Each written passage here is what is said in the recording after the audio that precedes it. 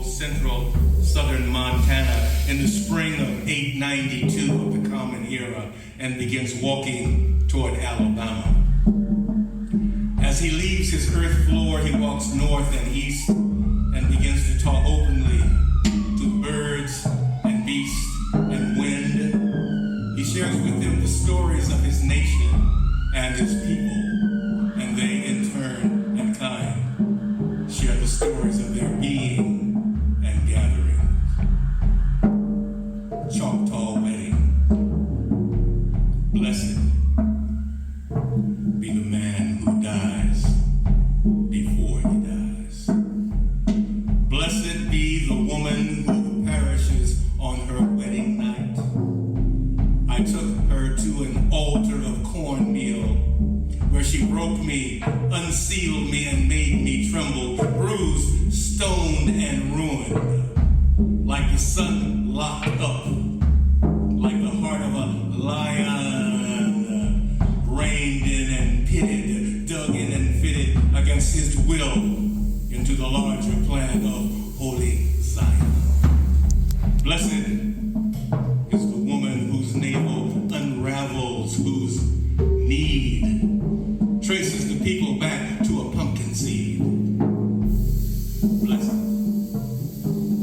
is the man who knows his own blood so well that he can tell other men that the process of becoming a woman makes him wholly human.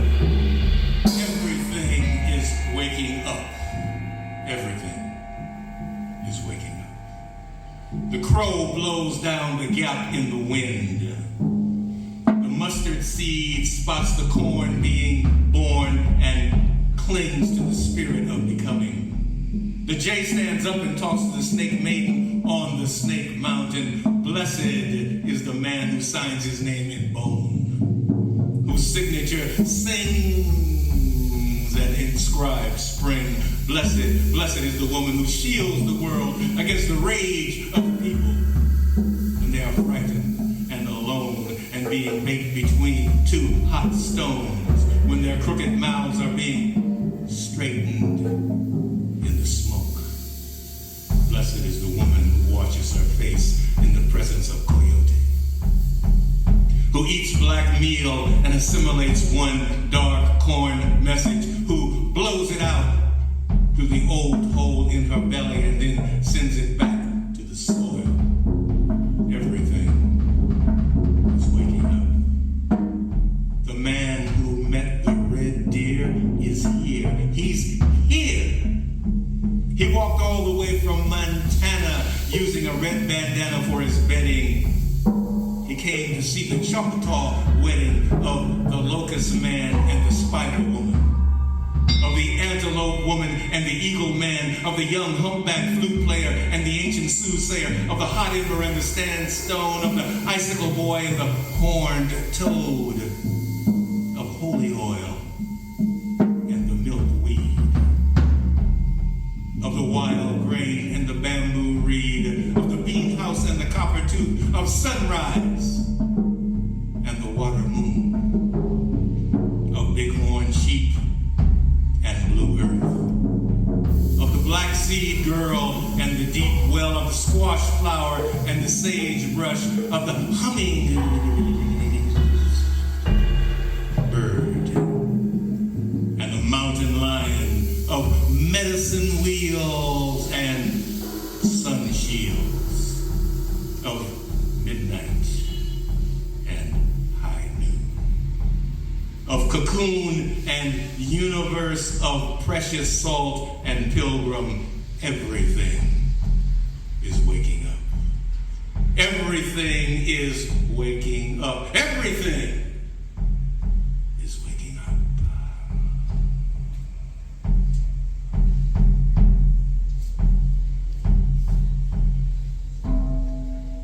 Ray woke up at sunrise. Without sanctuary, the letters of Zechariah Gamecock the Fourth, spirit talker.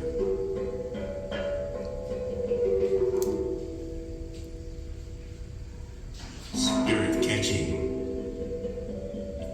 The mystery mystic chords of memory stretching from every battlefield and patriot grave to every living heart all across this broad land, will yet swell the chorus of the Union, when again touched, as surely they will be, by the better angels of our nature.